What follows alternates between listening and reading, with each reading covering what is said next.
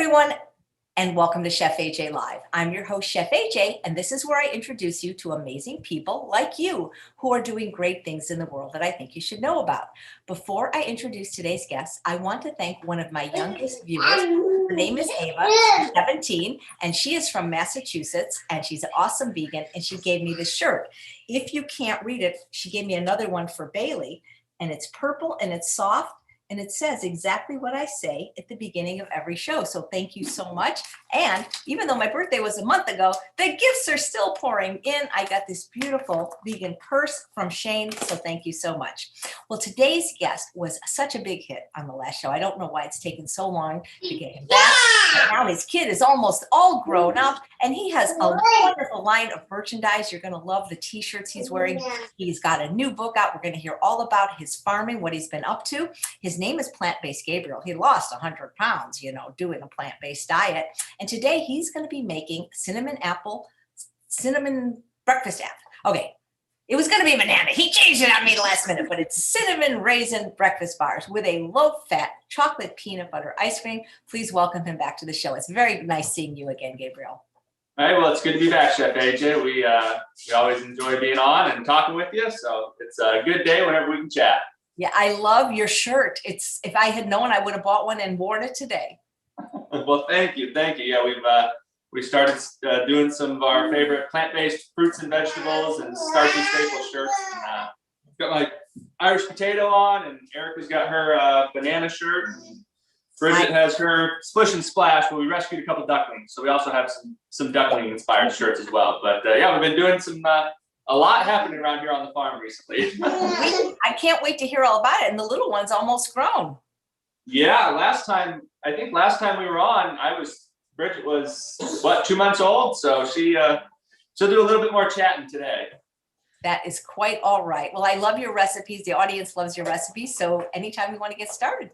All right. So what we're going to do first is a really easy, simple breakfast recipe. This is one that we started making and started utilizing really well when Erica was pregnant with Bridgette, because it was something we could throw together quickly, something that we could keep for the whole day. If we wanted to make a double batch or we wanted to have some extra, it would sit around nicely. You could snack on it throughout the day, but also something that was pretty mobile. So when she was pregnant, we were kind of going to different appointments. And then when Bridgette came, we were doing back and forth, chasing her around the farm. And now they've just continued to be one of our favorite breakfasts. So it's a oat-based breakfast bar. We're going to be using oats, obviously, and then we're going to be using oat flour. And if our listeners don't have oat flour, that's completely fine. You can use any other gluten-free flour or a wheat flour. A whole wheat flour would work fine. A lot of people use that, and it works great. We just have a lot of oats here, and I grind my own flour, and so it just makes it simpler, and we really enjoy the taste and flavor of oat flour. So what we're going to get started is we've got a small to medium-sized bowl that we're going to be doing all of our mixing, and we're going to be adding a cup of rolled oats. These could be old-fashioned rolled oats. They could be quick-cooking oats. You just need to have them rolled. And then we're going to be using a cup of oat flour. Again, it could be any other whole wheat flour. It could be, we use sweet potato flour sometimes. So you really, the flour is not so concerned as long as it's a dry, ground up plant. And next, we're going to add a teaspoon of cinnamon. Yeah? You love these, don't you? Thank you. Did you want to help add something? Yeah. So we've got a teaspoon of cinnamon, and then we've got a teaspoon of baking soda. Yeah.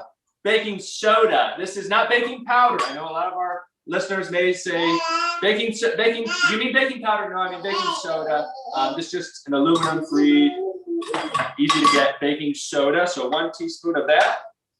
And why we're adding the baking soda is to create a reaction that gives our bars a little bit more bounce when we add in our wet ingredients, including our apple cider vinegar. But first, if our listeners are making this as we're making it, they're probably not. But I'm going to get the oven preheated to 385 degrees Fahrenheit. That's an unusual number, 385. It certainly is, but I've tested it out at 400, 390, 375, and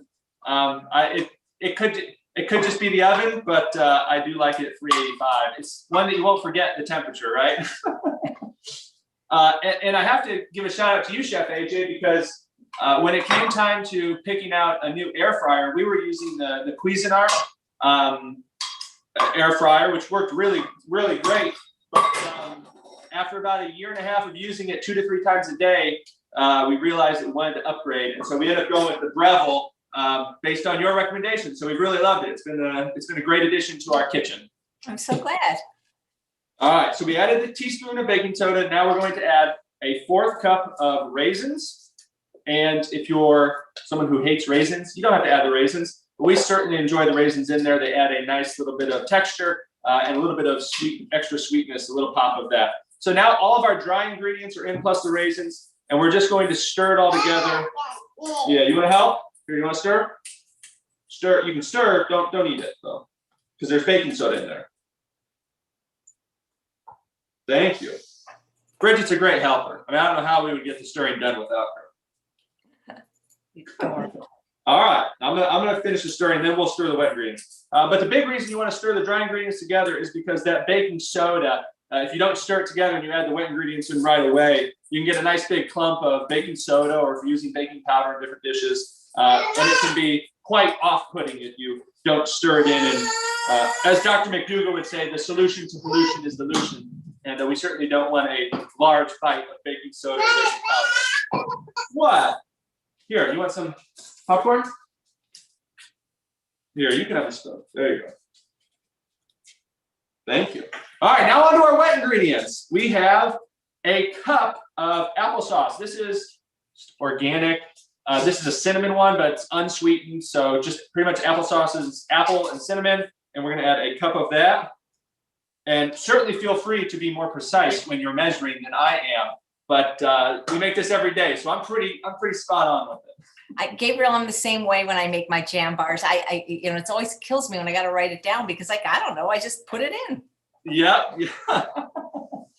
Next up, we're going to add 2 teaspoons of apple cider vinegar, and I use the cap for that, and that drops. So 2 teaspoons or 2 capfuls of apple cider vinegar. That is what's going to create the reaction that gives our bars a little bit of rise. They're not going to be like a cake. They are going to be dense, a little bit thick, but it does give it a little bit more air there. We've got a 1/4 cup of maple syrup, and you could obviously use date syrup. You could use more or less maple syrup, depending on your sweetness, how you like it. Say you had just sweetened applesauce, because that's all you had in your pantry. We buy it unsweetened, but if you had sweetened, then maybe you cut down the maple syrup, or you don't use it at all. So those are just suggestions. And then we've got 1 cup of water. And now we stir. We want to do this somewhat quickly because when we're going to get that reaction with the baking soda and the apple cider vinegar, we don't want it to sit around for a few minutes. That's why we got the oven preheated, so that we can take advantage of the nice reaction and the little bit of bubbles we get. It's going to have a bit of a pancake batter consistency to it.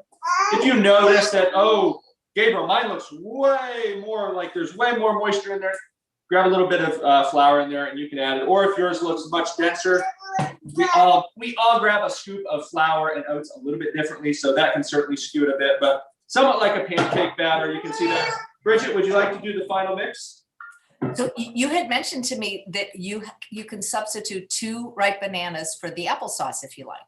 Yes. If you do not like apples or applesauce, or you just have some ripe bananas, yeah, we make a banana bread breakfast bars. That was initially what we were going to make, but then I realized I was going to make banana ice cream, and I did not want to I didn't want to, if someone didn't like bananas, I didn't want them to go away without having at least one good recipe.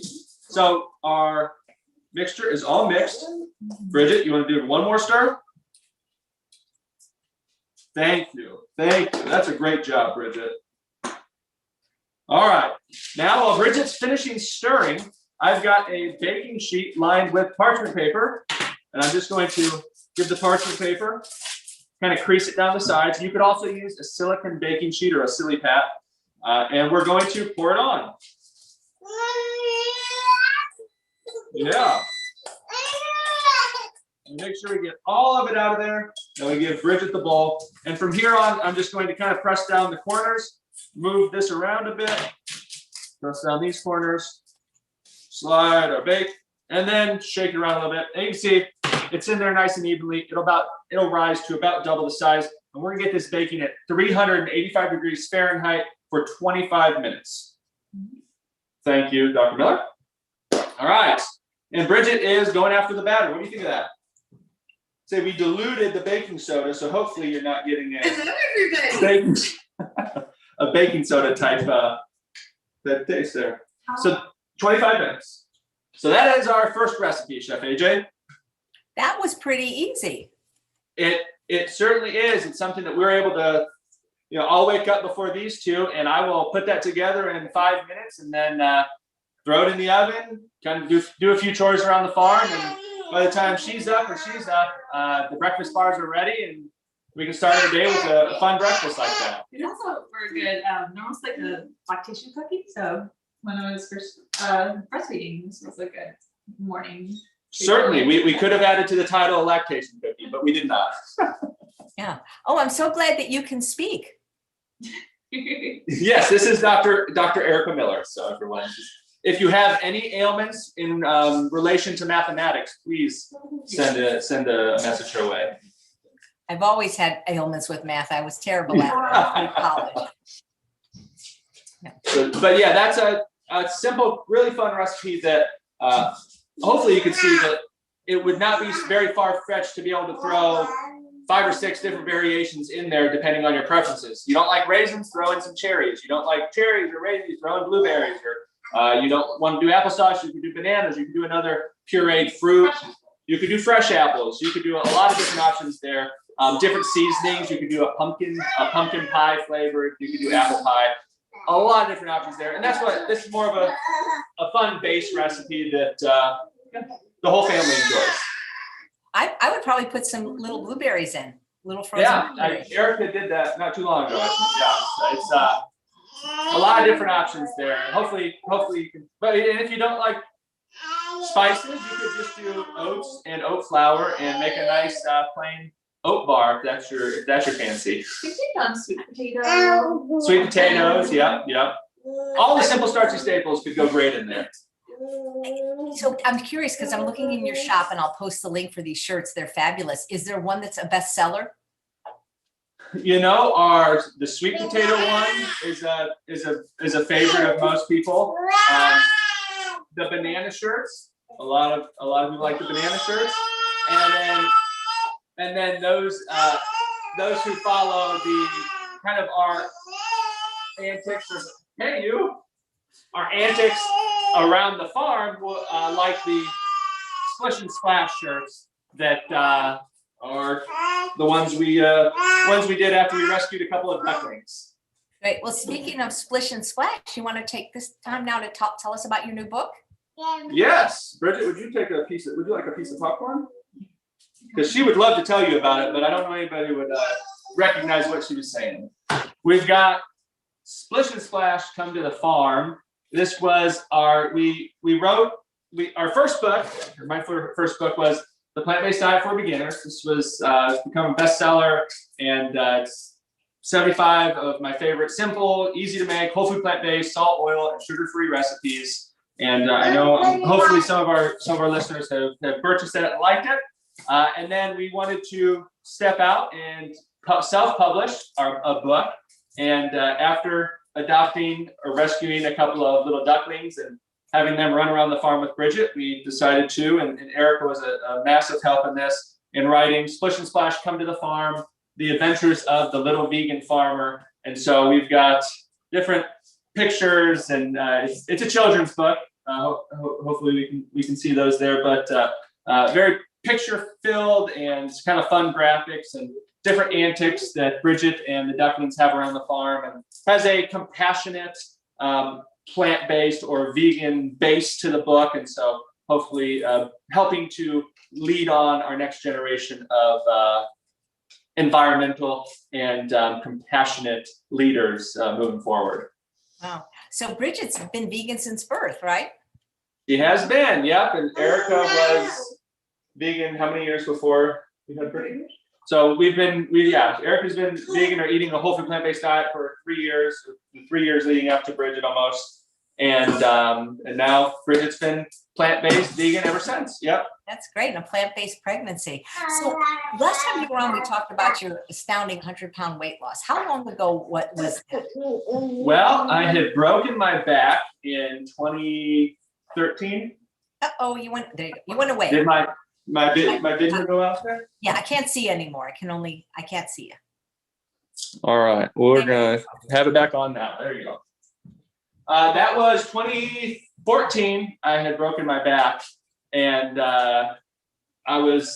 some of our listeners may not know, I was actually studying livestock production livestock at the time at the University of Nebraska. So I was getting, thank you.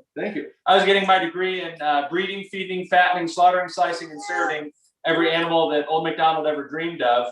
It's obviously not something that we're doing now or something that I'm proud of, but it was where I was at the time. And so after breaking my back, it ended my college football career. I was a five-star athlete coming out of high school, and I had a full ride scholarship to Nebraska, and was a full-year starter as a true freshman. Went in and played and won a bowl game, and was planning on having an illustrious football career, but unfortunately broke my back, and that was the end of my football career. And being in the livestock production or animal science courses, I initially went to the animal-based diets, the ketogenic diet, low carb diet, the JJ Virgin Skinny diet. If you could come up with a no plant diet, I was trying it, and unfortunately was just not seeing any results, and was getting very frustrated. After trying it for months and months, I was lucky enough to come upon some Dr. McDougall information, Dr. Esselstyn, Dr. Kahn, and Dr. T. Colin Campbell, and many plant-based doctors, and begin kind of realizing that I was thinking that I had tried everything, but in reality, I had tried everything that wasn't going to work when it came to losing weight or adopting a healthy lifestyle. And so realized that instead of cutting out all the plants, I was going to be better to try cutting out all the animals. And after doing that, over the course of 2 years, I lost 100 pounds. So for our listeners who are as good as math as I am, we'll just say about a pound a week for 2 years. And so I lost that by following a whole food plant-based diet. So by following, yeah. So I'm trying to ascertain when you finished your weight loss journey. So it was about 2016. 2016, 2017 was so when I had lost 100 pounds. It's been about 4 or 5 years. The reason I'm asking is so many people I work with, they lose weight and they gain it back, some or all of it, but you seem to have maintained it. Has it been difficult at all? It's been absolutely not difficult whatsoever. Because the same foods I ate to lose the weight, the potatoes, the sweet potatoes, the rice, the oats, the beans, the quinoa, the corn, the fruits and vegetables are the same foods that I've been able to eat and continue to eat to keep the weight off. And so, I have not had to worry about what I eat. But that's, when we talked last, Chef AJ, it was kind of when a lot of people were beginning to stay inside or not go out to eat. And we had kind of talked a little bit, we had joked that for one of the first times, some people that you were talking with or people that I was working with, they didn't have the excuse to be going out to eat, and they realized that they were actually losing weight when they weren't going out to eat once every 10 days or once every other week. And that can really play a role in keeping the weight off or losing it. And so in our case, we eat at home. We cook our meals and we eat them here, and we know exactly what's in them. They're oil-free, they're whole food plant-based, and they're always built around the simple starchy staples like the breakfast bars. I love that, simple starchy staples. That's what I eat too. That's fantastic. Do you really grow almost all of your own food? We do. We grew all of our sweet potatoes this year. We grew our own corn. We grew our own for corn flour and things like that. We grew all of our green beans. We grew all of our tomatoes for tomato sauce. For fresh tomatoes. We grow peppers for all of our peppers. We grow our own hot sauce. We grow a little bit of eggplants. We grow a little bit of everything. But did you just say you grow your own hot sauce? I grow my own peppers to make my own hot sauce. Okay, good, because I didn't know you could, because that would be so cool. I would love to plant something and have hot sauce come right out. I would love Yes, here, I'll show you, Chef AJ. This is because that is one of my favorite condiments, especially since I don't eat salt. A few drops of hot sauce just makes But everything. this is a fermented Tabasco pepper hot sauce. So this has been fermenting for about 4 months, and all we'll do is drain the extra liquid and then blend up the peppers and add in some vinegar, and you've got your own Tabasco pepper hot sauce. So that's in Louisiana, when they make their Tabasco pepper hot sauce, they'll ferment it for a year. So these ones might have a little bit of more time to go, but yeah. So we try to grow a little bit of everything. That'd be so cool if you show us how to make that. Let me just read some of the nice comments. Sherry says, Gabriel and his beautiful family are among my favorites. Rico says, I have his cookbook, fast, simple, and delicious meals, plant-powered dads. And yeah, got a lot of fans on right now. I've made this recipe, Jody says, it's tasty, just like affordable pancakes. Jasmine says, I love them, cutest baby ever. Lori says, I love this sweet little family. And yeah, the baby will be the best cook because you're getting her started pretty early. Yeah, she was kind of in my arms from day one, helping me in the kitchen, and so now she's got her own helper tower that makes it a little bit more. I can use both hands, and she gets to dabble in helping mix things. But yeah, she should be quite versed in plant-based cooking. Yes, shouldn't you? Susan wants to know, where did you get your banana basket that's in the background? That was a TJ Maxx clearance rack finds 3 years ago. So I cannot say that you would be able to find that in the same way that we did, but it's worth looking. Yeah. Yeah. What's her favorite food? What's not her favorite? She likes eating just about everything. She loves popcorn. We'll take the kernels off of it for her. Sweet potatoes. She does love sweet potatoes. I'll say that. Like, we have some sweet potatoes here, and so these are our own homegrown sweet potatoes. These are ones that we grow and that we store and save. And she'll chow down on a few sweet potatoes during the afternoon. We'll say that. Is there any foods that so far she's turned her nose up at? No, not really. Not really. It's there's more things that I can't quite think of anything that she says no to. But mostly, we as long as she likes the simple starchy staples and fruits and vegetables, she should be pretty good. So she really does eat vegetables? Oh yeah, green beans, and like if we put a bowl of pasta in front of her with green beans in it, she'll eat the green beans before the pasta. She loves her vegetables. That's so interesting, because I recently had a Dr. Nicole Avina on, who knows a lot about like food addiction, and she says that kids that don't eat vegetables, they just don't get a good start, and that's really the most important thing. So thanks for feeding her vegetables. Well, we were out running around the garden this afternoon, and some of our broccoli is she ate a belly full of raw broccoli and kale leaves this afternoon on her own power. We'll say that. Wow. So Elizabeth says, what does she eat? But she just eats what you eat, right? She eats exactly what we eat. Yep. Mom, Dr. Miller loves hot sauce. We do love hot sauce, and so we certainly ate our fair share of hot sauce while she was. Erica was pregnant with Bridgette, and we kind of were a little bit, we didn't like put a bunch of hot sauce on our food, but she just started eating what we were eating, and there was hot sauce on it, and she does love hot sauce now too. So there's really not much that she will not eat and enjoy. I think she needs her own channel, because Jodelle says, I love watching Bridgette. She's so healthy. Mandy's saying congratulations on keeping the weight off. That is just really cool. Because so many people say, well, like, my kids won't eat vegetables, they're picky. It's how you raise them, isn't it?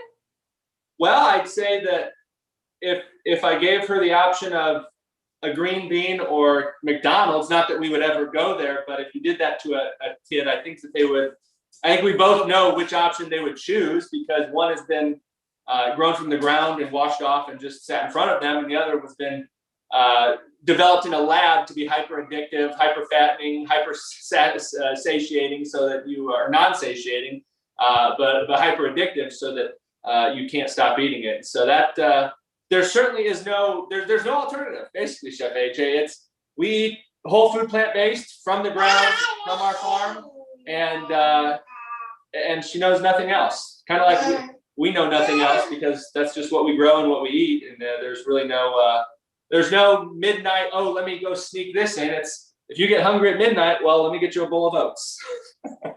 That's hilarious. It's so cute that she likes popcorn. I was at a store the other day called Clark's Nutrition, and I saw they had popcorn made out of sorghum. Oh, yeah, there's some different ancient grains that you can pop, and sorghum, is one of them.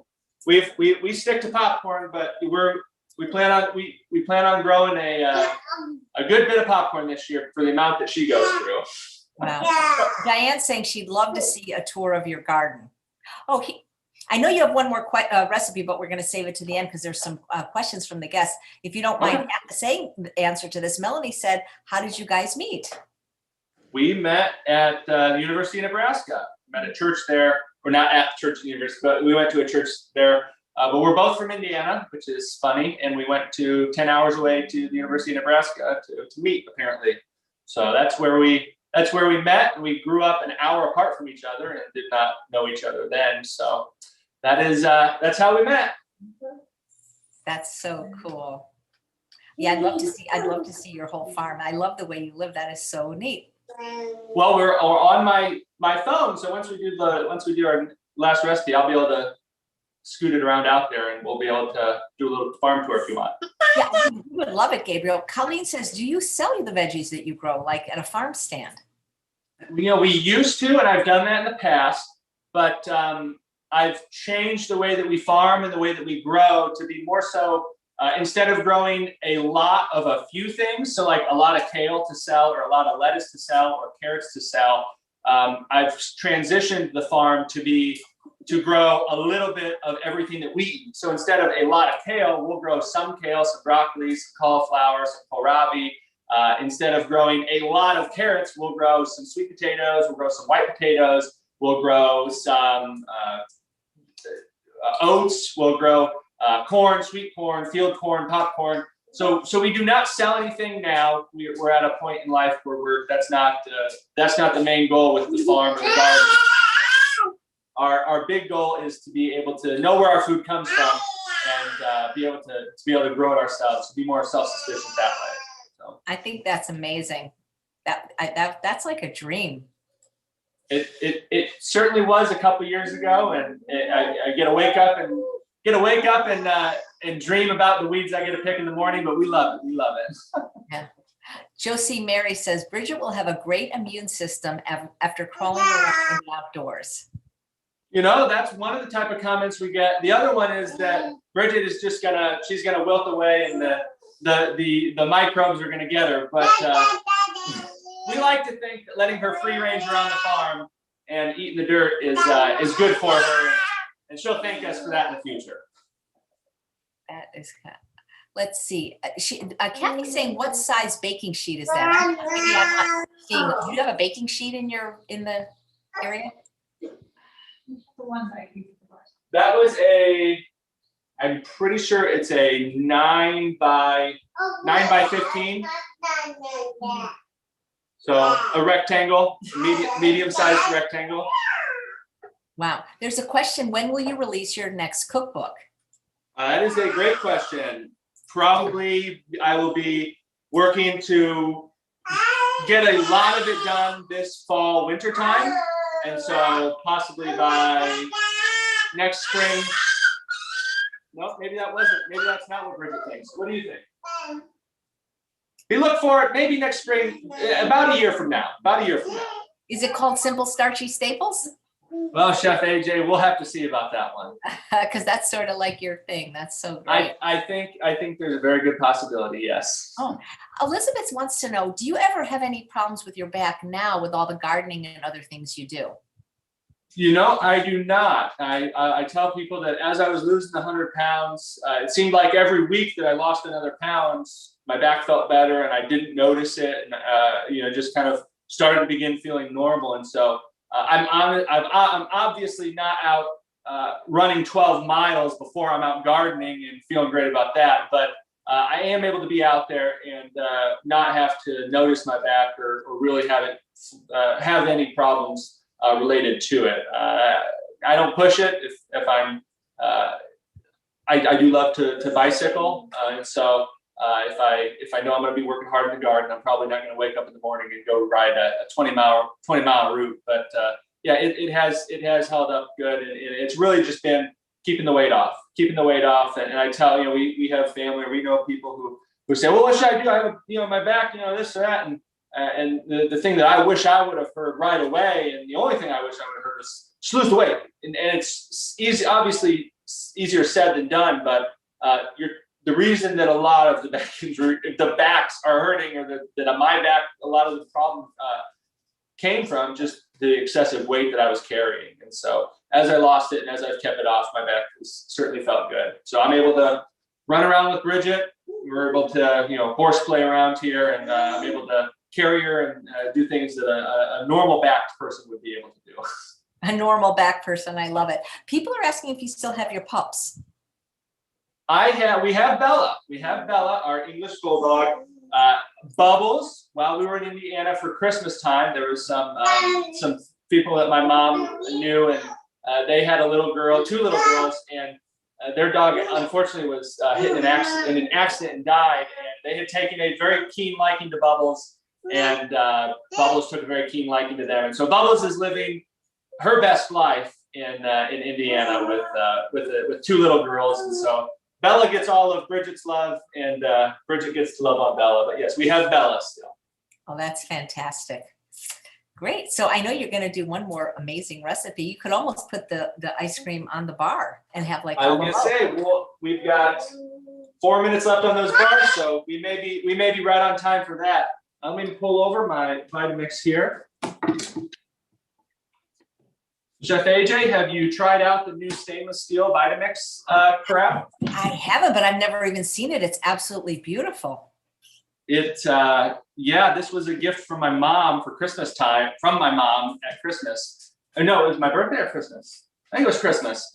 And it's great. Vitamix decided to do a stainless steel one. It's all stainless steel. And the nice thing is with nice cream, I'll say this: if you're someone who makes a lot of nice cream, I for years used my food processor, and I still like using my food processor where I'm going to make different size batches or for different things. But if you just don't want to have to pull another kitchen appliance out, and you make a lot of nice cream, the stainless steel is because it doesn't heat up like the plastic and the blades would, or the blades don't heat it up like the plastic would kind of melt it, where this stays cold. If you put cold bananas in here or frozen bananas in here, they stay nice and cold. So we've certainly enjoyed it. I'll say that. Let me get some bananas. That is incredible. I didn't even know they had it. That is really cool. You can't see it through it though. That is true. You cannot see through it. You'll have to trust me that I'm actually blending the bananas. All right, so getting started, we have 3 frozen bananas. These are ripe frozen bananas. Just to kind of run through it with everyone. Grab a towel here. But behind me here, I've got my banana rack. Obviously, we go through a lot of bananas, and we like to get them once every week or two. And the best way that I like to ripen bananas is by buying them when they're not ripe at the store. So buying more greener type bananas so they can ripen up slowly and not get bruised. Because normally if you buy ripe bananas from the grocery store, a lot of times they'll have bruises on them. And hey, if you can get them red tape special at Kroger, then that's perfect. But I like to get them more green and then let them ripen. And this is about the level of ripe that I like to make my ice cream with. And so a good bit of spots on there. And then we will just peel these and toss them in the freezer on top of a cutting board and let them freeze overnight. And then we will pull them off of the cutting board and then throw them into a freezer safe container like a Ziploc baggie or Tupperware or whatever else you'd like to store your bananas into. And so we will we'll freeze about a week's worth at a time, because when the summertime hits, we make ice cream at least once or twice a day. So this is a recipe that we really enjoy. So we have are 3 bananas that were ripe, that we peeled, that we froze, that we bagged, that we kept in the freezer. And now I'm just going to take them and break them into thirds. And if you do not have a Vitamix, food processors work great. If you don't have a high power blender and you're worried that it'll burn up the blender, or you have had that happen in the past, or you don't have the most high powered food processor, then something simple you can do is take the bananas out of the freezer and let them sit out for a few minutes. They'll soften up just enough to be able to really blend up nicely, and not overwork your blender, but also not ripen, not soften up enough or so much that don't let them soften so much that they'll turn into pudding. So we've got 3 ripe frozen bananas here. We're going to add a 1.5 teaspoons of cacao powder. If you don't have cacao, you could obviously use cocoa, but we like cacao. Yeah, there's a 1.5 teaspoons. We have a 1.5 teaspoons of, oh, our bars are done. Let me open this up real quick. And we will just let that cool while we make this. I've got a 1.5 teaspoons of defatted peanut powder. All this is roasted peanuts that they've had the oil pressed out of it. So we like to think it's just as much of a whole food plant-based ingredient as cocoa or cacao powder, because basically it's gone through even less of a process than a lot of other powders have gone through, or seasonings. So it's just peanuts that had the oil pressed out of it, which basically means there's about 85% less fat in it. We like it because it gives the peanut butter flavor without having all the extra fat in it. And it's also something that's easy to store, and you can keep it in the pantry and open it up and just pour it out instead of having to deal with kind of a gloopy mess. So 1.5 teaspoons of peanut powder, so everyone can see. I did add it in there. And we're going to add around 1/4 to 1/2 cup of water. I'm going to get 1/2 cup of water, add 1/4 cup in, and then if we need to add a little bit more to kind of get it going, then we certainly can. So let me grab that. And my plunger, we call that a plunger, Chef AJ? What do we call it? What do you call the Tamper. The tamper. Tamper. It's not a plunger. What was I thinking?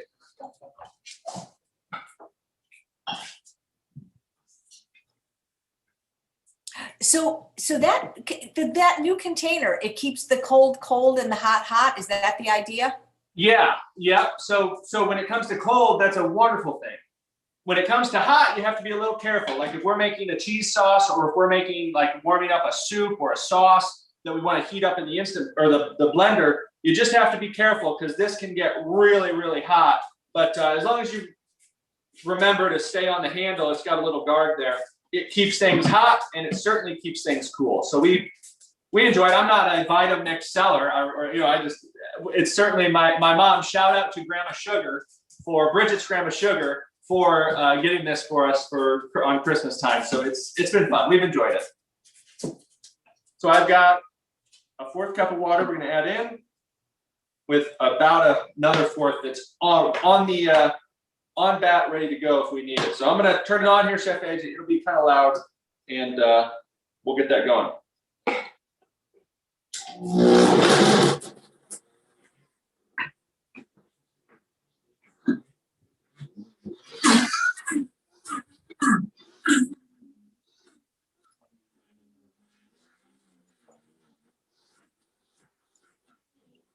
That's neat. The Zoom is actually blocking the sound. Sometimes it does it, sometimes it doesn't.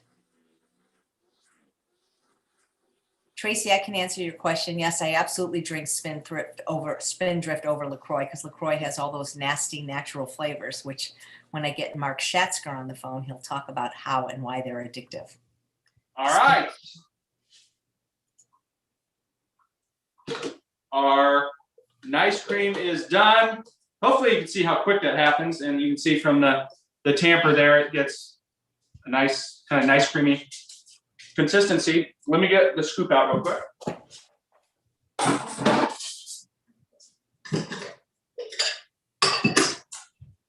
Oh,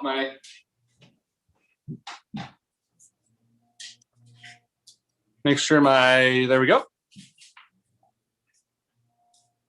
And we like to use this is just a scraper it's for Vitamixes, and it just scrapes out the ice cream nicely. Maybe some of our listeners have seen this before. Right. And we're going to take our ice cream and just bring it up. You can see it keeps a nice consistency, a nice ice cream type consistency. And if you're someone who has like a little one who this may be somewhat messy, or this could be, if you got a little one, you know how this can create a mess. You can always add a little bit more liquid in there, create it into a smoothie, and pop it into a cup that is a little one approved. Like, we use this stainless steel cup here, and we'll blend this up more into a smoothie consistency, and Bridgette will drink that down faster than we'll eat the ice cream. So here is the ice cream. Let me grab a spoon and show everyone. Chocolate peanut butter and ice cream, and holds up nicely. It stays on the spoon there, so it did stay nice and thick. We didn't need to use that extra 4th cup of water, but certainly if you feel like you need to with your blender or your food processor, I won't hold it against you for adding a little bit more liquid in there. And I should add, Chef AJ, that you do not have to add water. We basically use water for all of our recipes. We don't go through the hassle of making our own plant. Well, if we're going to use a plant milk, we'll normally go through the hassle of making it ourselves, but we kind of just find that we do just fine by using water in a lot of our recipes in lieu of like an almond milk or oat milk. But if you're someone who feels like you have to use almond milk or oat milk, then certainly you could have used a 4th cup in there, or you could have used a cup of that in the breakfast bars. That's just a place that we like to opt for the simplest form of water there. So since you can't see through the silver container, like how do you know if it's ready? Well, the nice thing is the top of it is, let me grab that here. The top is see-through. And so you actually, instead of having a see-through blender bottle and maybe a non-see-through top, you have a stainless steel bottle and a see-through top on there. So that's how you know, and you get an ear for it. You can like playing an instrument. Those of us who have used the Vitamix for a few years, this thing's like a fine-tuned cello. It's just you know the sound when your ice cream's done. Nice. Okay, that makes more sense now. So we have a question from Debbie. In conversing with friends and acquaintances, their most request of being whole food plant-based diet is to grow their own garden, but have no idea where to start. Could you give a guided video or book on how to plant and take care of a garden? That would be amazing. I will say this. I think I know the next book we do, there may be a children's book that this is a series of children's books, so we may have another in the series of children's books, but the next recipe book that we do will certainly not just be recipes. It will also be about how to grow and kind of cure or store a lot of those staple starchy foods that we use so often in our whole food plant-based recipes and lifestyle. Nice. And we'll see here that Bridgette is a fan of the ice cream. So much of a fan that she just had Dr. Miller eat a bite. That's so. And then let me cut the bars up here. I bet those bars freeze well. If they last long enough to freeze, I'm sure they would freeze, Chef AJ. We will split this recipe in the morning. We'll split it down half, and Bridgette will have a couple pieces. But this is a recipe that Dr. Miller and I share every morning. And we finished that in about 10 minutes. So one thing I did want to add that I know I had some questions when I did a recipe video on this. I shared this on some channels. Was some folks were having trouble with it coming off of the parchment paper. If you're having trouble, then a lot of times that's because you pull it out of the oven and you try to pull it off. Let it cool for a few minutes. And if you still have some issues, some parchment paper can be a little different, I understand. You can always pull it off of the baking sheet, and let it cool on a tray. Like we have just this cooling rack here that you could put the parchment line there. And if you let it cool there for 5 minutes, it'll slide just off. But I can tell right now it's gonna come off pretty good. It'll come off fine. What? Your only trick is you flip it upside down. Yes, I'll show everyone that here too.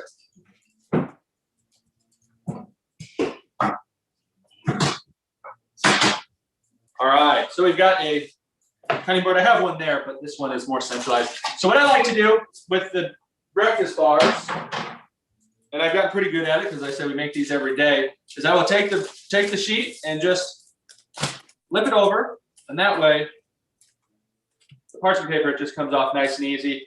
And if you're someone like us who likes to reduce and reuse things, you can take the parchment paper and flip it upside down, and the side that wasn't baked on, you can slide that back on there and use it tomorrow to make another batch of breakfast bars. So you get about 2 uses out of your parchment sheet that way. Just a little tip.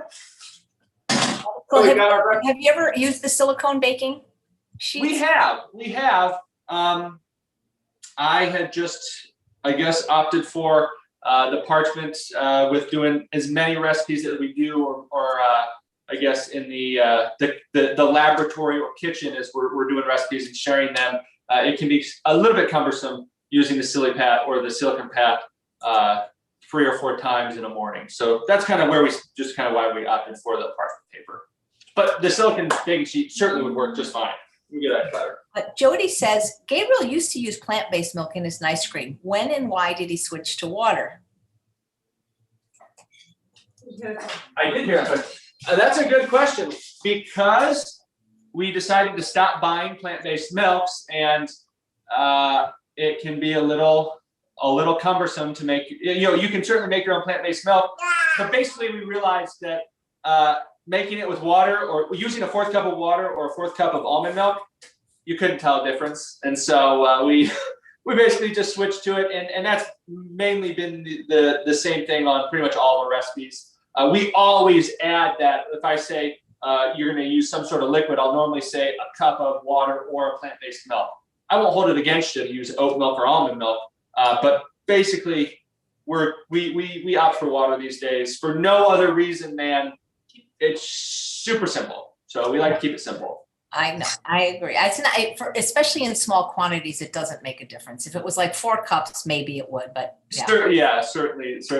And so same thing with vegetable broth. A lot of recipes that call for vegetable broth will normally add water and then just kind of double up on the seasonings, because that's basically what a lot of vegetable broth is. It's seasoned water with some vegetables, and so most of our things that we use vegetable with are going to have vegetables in it already. So that's just something we do there. I love that. It does, we don't hold it against anyone for using it. Broth, that's what it is, seasoned water. Jill says, why does he call his wife Dr. Miller? Because she practices in the art of mathematics, and so she's a mathematics professor, a university mathematics professor, and has earned the title doctor just as much as any other doctor has. And I do it out of love and respect. And also because a lot of people don't like it, Chef AJ, and it's just fun to see who gets nitpicky with it. That is funny. Well, this is amazing. I love your recipe. So does everybody else. And if you wanted to show us a little bit around, we would love to see your garden. I certainly will do that. So, but first here, I'll show you. So I take this and we keep a pizza cutter. I come in here, cut it 4 ways there, or 3 ways there, and then half. And there are your breakfast bars. So you could eat these right away. You can let them cool. You can throw them in the fridge. You can eat them right away like Dr. Miller's doing. But these are, like I said, these are one of our favorite recipes. You can see it's got a nice consistency. It's not going to be dry. It's not going to be extra moist. It's going to be kind of nice and right in the middle. And the more you let it cool, the more it will kind of hold together. But there's our breakfast bars. And Bridgette, what do you think? A+? All right. Well, yeah, let's show everyone around. Here, I wanted to show you something, Chef AJ. We've got also, for those of our listeners that do love their simple starchy staples, we have our simple starchy staple, all cap, that I know my cousin Cassie, who is she eats a whole food plant-based diet. She was one of the first people to jump on that one. So yeah, we've got all of our shirts there that people can check out. And let me get on the other side of the camera, and we will take you outside and show you around the farm here.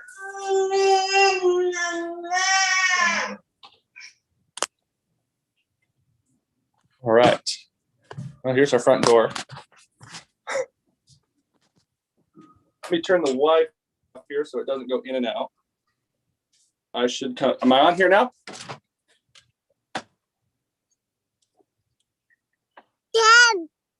Can you hear and see me, Chef AJ? Oh, absolutely. It's astounding. All right. I'm being quiet because otherwise it will defer to me. All right. So here is our perennial or our raised bed garden. We just have perennial onions. We have strawberries and asparagus. We have Egyptian walking onions, and we have elephant garlic there. And these are just kind of the things that we keep growing all the time. Here's kind of an overview of the farm, so everyone can see we have about a half acre in veg. Here is some sweet corn that is popping up. We planted this about 10 days ago. And so our sweet corn, we love sweet corn, either frozen or canned as cream corn. And we're going to grow a lot of it this year. We'll have to see if Splish and Splash come over here. Hey, Splish Splash, come here. Got the ducklings that are ducks now. And so actually, yes, people were asking about them. They will, we'll get some grapes and they'll run over here. Here you go, Chef AJ. Here is about 600 cloves of garlic. So we've got a lot of garlic in the ground. And here's kind of the expansive view of the garden. We grow a lot of produce. I'll take you into the hoop house that we built this fall. And it is full of a little bit of everything. So this beautiful yellow flowered green is Tokyo Bacana. It is a Napa cabbage that is non-heading. So it produces kind of like kale leaves. And so with that we grow, and we're actually growing that for seed. And so you can see the wonderful little seed pods there that you could actually eat like green beans, but we prefer to save the seed and we'll plant that again next fall. Here we have sweet peas. We love peas. Sweet peas are one of our favorite green vegetables.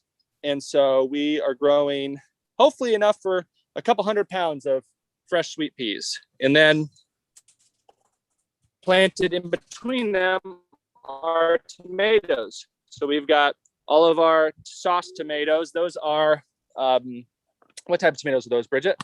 Those are Hungarian paste tomatoes, a old heirloom Heinz 57 tomato that they used to make for ketchup. And then we've also got some different fun ones. And here are some peppers that we planted. Peppers down this row. And AJ, that is a 3-year-old. Most people think peppers are annuals, but so this pepper plant we've grown here, when it's getting cold before our first frost, we'll dig it up and put it in a plant and keep it like a potted plant inside. And it produces, they produce about 5 to 10 times more than a first-year plant. So that's where we're at there. And then we've got some kale, a little bit of kale. Let me have Bridgette. Why don't you stand right there, Bridgette, so that Chef AJ and everyone can get an idea of how big those kale plants are. So we've got a full row of kale there, and Bridgette loves the kale. Here, Bridgette, why don't we show everyone your favorite part of the kale? She likes eating it like celery. Here you go. Oh, did we almost fall? No, we're not. You want to try eating it? No? Okay.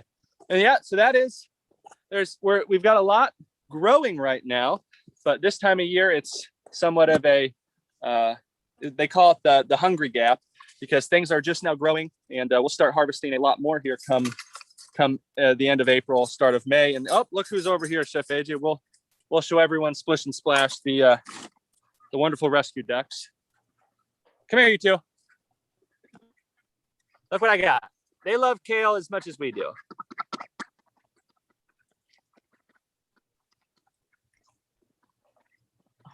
God, they're so these two certainly keep us busy. And if anyone was thinking about getting the book, the book certainly goes to help, the proceeds go to help us keep these two happy, healthy, and safe around here.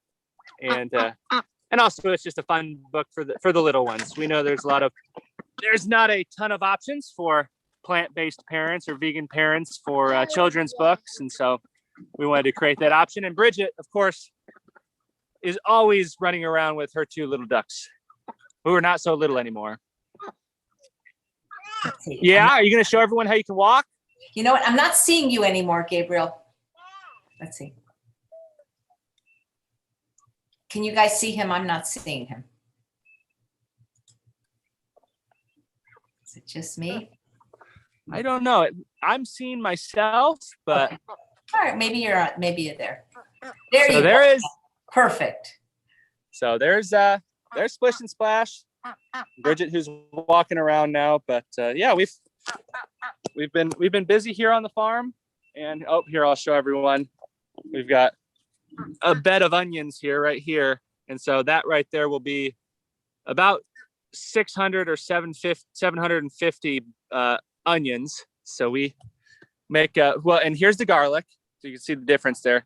But we will do a lot of we get a lot of flack. I'll say this, Chef AJ, I get a lot of flack for preferring our garlic powder and onion powder over things like fresh onions and fresh garlic. But we grow so much of it that a great way to preserve it is to dehydrate it and create a powder. But also when we're making recipes, my big thing is simple, keeping it as simple as possible and healthy as possible. Obviously, that was the plant-based diet for beginners was built around that.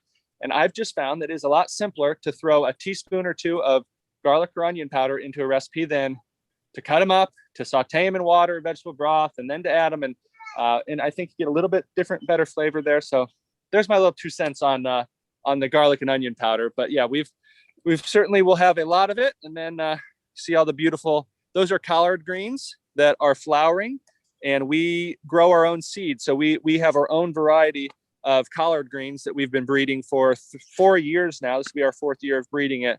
And it's a landrace variety, which basically means that we let it breed as however it does. And then the collard greens that we get are all a little bit different, but they're all delicious and even healthier because they have a lot more diversity to them. So that's most of the farm right now. I wish there was corn a little bit taller, but we just had our last frost date this week. So this is kind of the garden now. Broccoli's in, and kale and collard greens and garlic and onions, and the ducks, of course. But they're, we keep them out of the garden. They get to range the outside because they like the greens as much as we do.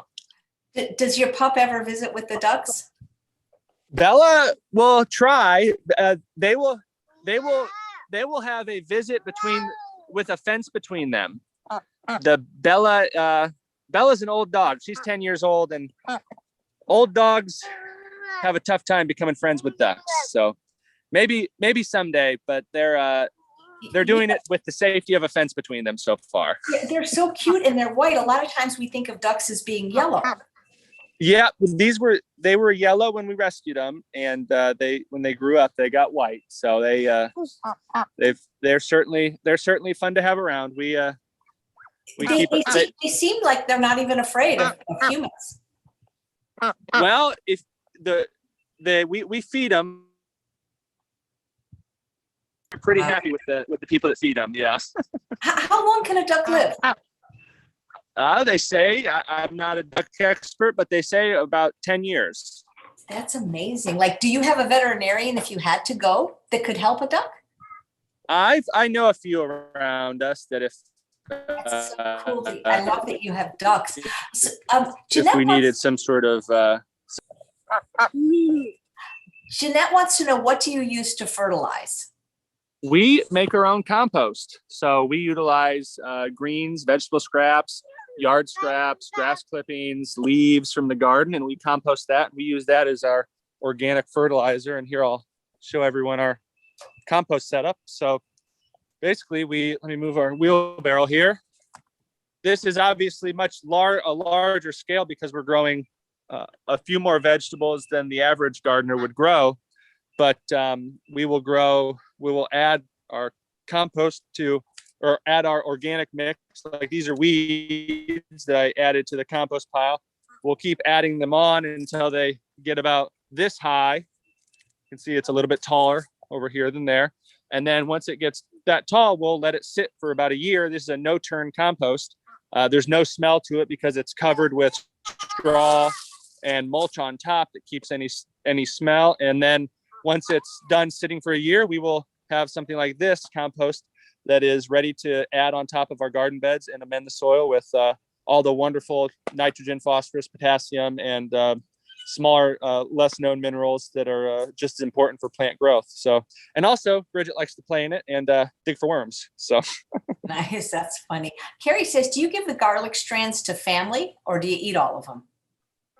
well, this is our first year growing garlic in this sort of in as large of a fashion, and so we will certainly if family's in town or we're visiting family and they want some garlic, I'll certainly have a few cloves to bring along with them. Yeah, we have a very open door policy here around the farm. If someone wants to stop by, family or friends, and we always are serving farm grown, whole food, plant-based recipes that we either just picked that morning or things that we've grown and stored, like beans or dry corn, or things that we've canned like tomato sauce, and we have in the pantry. So certainly there will be garlic. We'll have a few cloves here or there to hand out, most definitely.